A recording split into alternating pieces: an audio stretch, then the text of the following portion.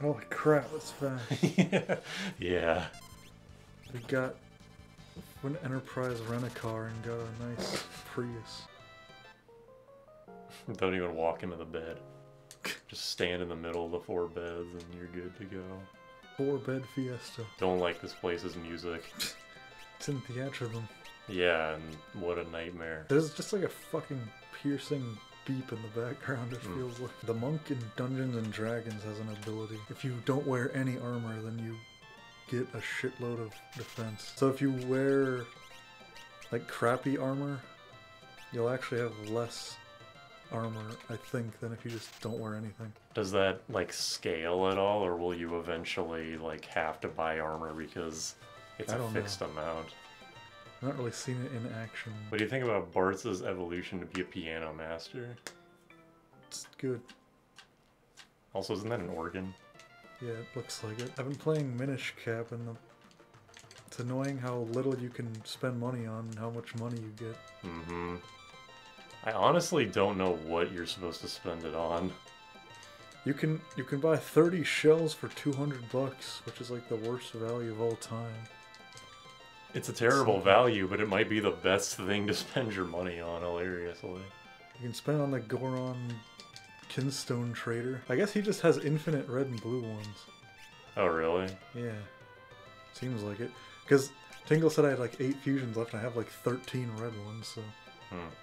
I always assumed the red and blue ones were fixed. I think they're just less common. I also... One time in the whole game, I slashed some grass and there was a blue Kinstone in it, and then it fell into the ocean. Oh, really? And I was like, wait, if those are one of a kind, that's just gone now. I guess I was just assuming. We're just off of beating Stranger of Paradise. Do we want to talk about that? I don't even know what to say about it. It's good. Me neither. It is a very good... I'm kind of sad that it's like a game that's memed on. It sold well, apparently, so I'm glad about that. It has good job stuff. I would say it's like less customized. It's both less and more customizable than the job system of this game. It's probably more customizable, but to do the more crazy stuff, it's just really difficult to grasp. It's definitely a much more mechanically interesting game. That's just because it's an action game, so it's like, obviously. You'd hope an action... Okay, I'm 0 for 3 right now. You'd hope an action game has more complex stuff going on than a turn-based one. Maybe that's just me, though. There's a new record. 30 damage. Even when attacking myself, I only see it do 0 damage. Some things seem to be hard tied to jobs unless you have really specifically crafted equipment. I guess I'm still not entirely familiar with it, but that's the gist of it. So which is blocks and which is rock garter? See if you can remember. I assume the back thing in the back is blocks. 40 damage as a back row white mage, not terrible. Why is this cat like off center? From the shadow? Just like in general, I feel like the cat should be like lower. Yeah, it's true. He's like, he should be with other enemies, but isn't. You ever fought the Tonberry in this game? I don't think so. It's kind of an interesting encounter because to simulate it walking towards you very slowly where it starts stabbing you, it starts at the very left of the screen and then like dies and then reappears like 5 pixels to the right and then just keeps doing that until it's right next to you. That's scary. Pretty cool effect. I'm not sure, I'm assuming that they somehow programmed it to keep its HP value. If they did, I don't know how they would have done that because I'm not a programmer. I saw the HP values change, like they changed and they changed back for like 1 frame. Is that the rollback thing? Yeah, I saw that too. I don't know what that was. I feel like I've never seen that happen with this game before, but I might also just never paid attention. I don't know if she is vulnerable to sleep. I've only tried it on the guy. Oh my god. Jesus. I will revive you in 1 second. Does she stop attacking when he's here? No, she'll keep going, but she's dead. Good, so this won't wake him up because it's magic. Correct. I don't know if Goblin Punch wakes him up. I'm not gonna risk it for right now. Let's find out. Goblin Punch is just a wholly better physical attack. It's just annoying to do. Ever since you said this guy looks like Urian tackling, I've never been able to not see that. Seriously? Come on. A bell, a shuriken, and a katana. 3 items that we can't even use right now. You're still Lana. Oh yeah. Weird. Wait, if I, how does this work if I do like this? Oh yeah. Look at that. Seeing the sprite wiggle so much.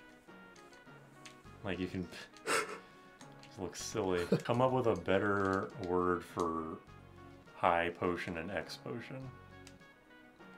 X. Does this game have X potion? No, because they want you to fuse 2 high potions together. And then what does that mean? A potion that just heals for, or a high potion that just heals for double. Should be potion, quotient,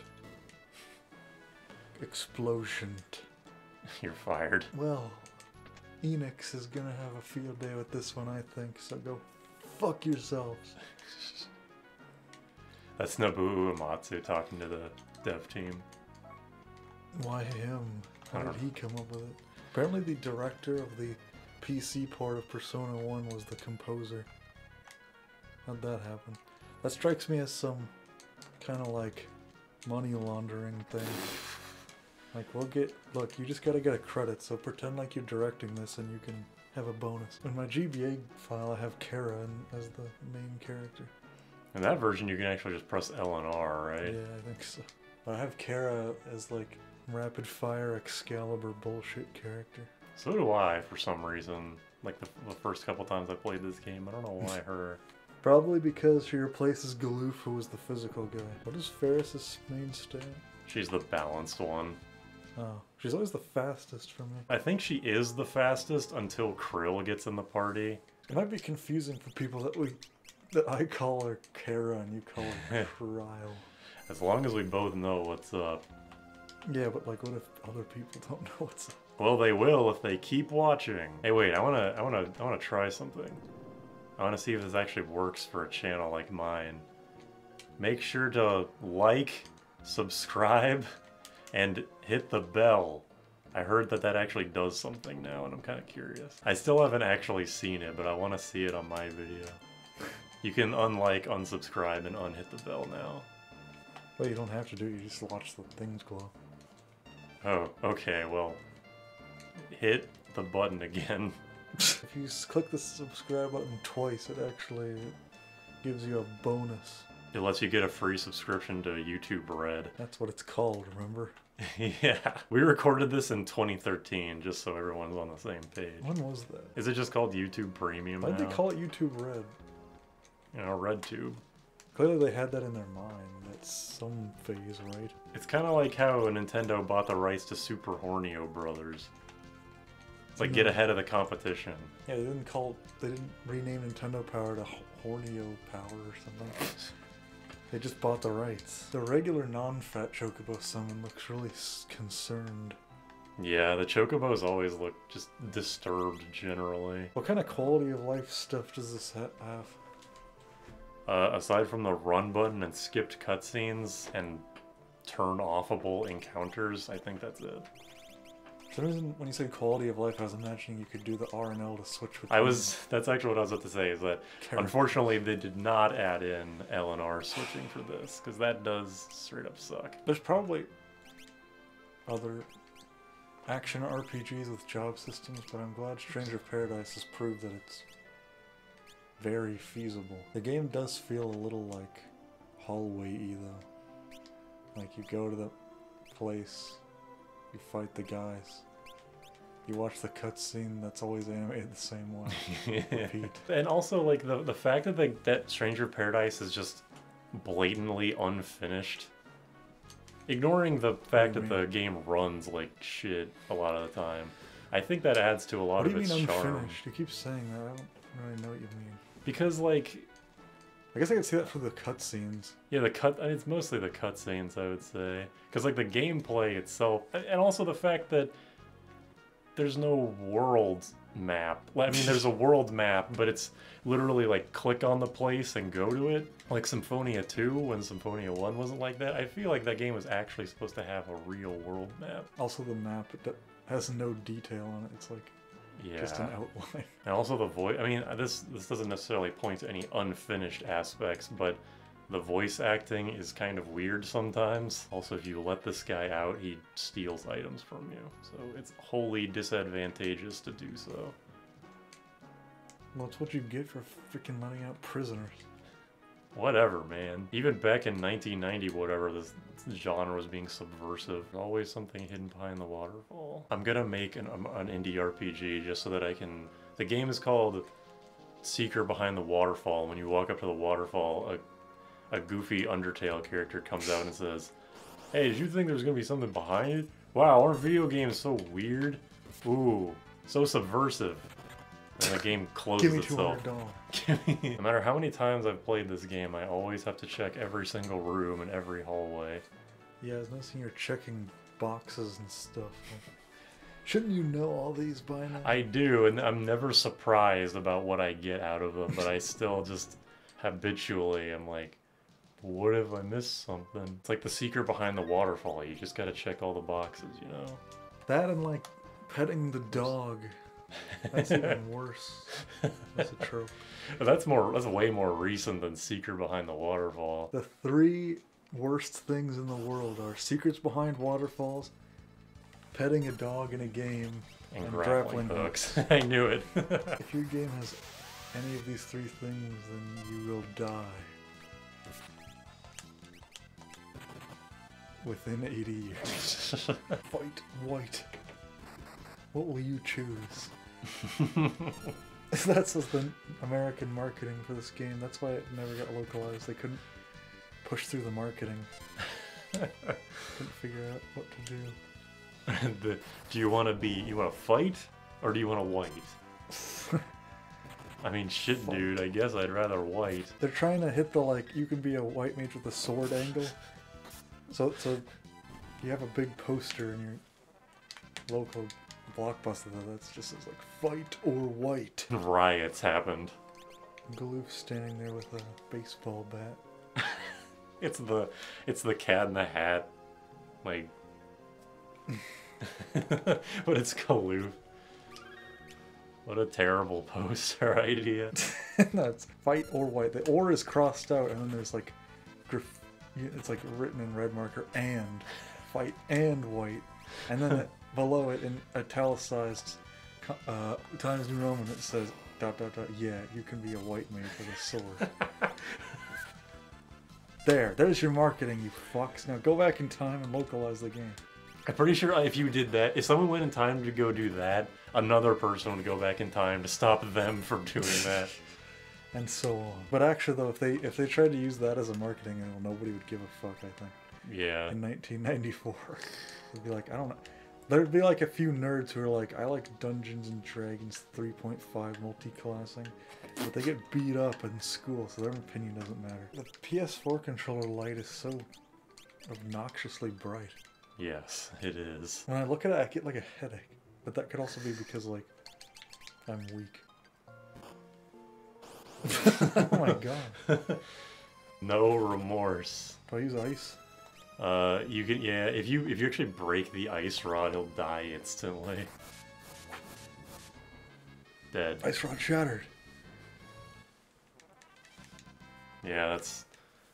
If I'm rod break, or if I'm not rod breaking, which I usually don't, then I'll figure out another strategy. Because Garula can actually be... He only knows physical moves, so a way to cheese him is to have a knight with 3 near-dead party members, and have the knight use guard. That Garula was actually 6 jobs in a trench coat. So I give you Mimic, give me Time Mage. I give you whatever this one is, Normal. I think in my GBA file I didn't use Summoner for a while, and I was like, crap, I have no summon points in anybody. at like the midpoint of the game. Part of the reason I'm torn on Final Fantasy VII is because I know there's like mods that exist like this that streamline it, but I feel like playing it like that on my first go would be like sacrilegious. Because I want to go in there and screw around with all the weird stuff in that game. But the whole everything being slow as hell is Chocob. It's gonna work. Watch this.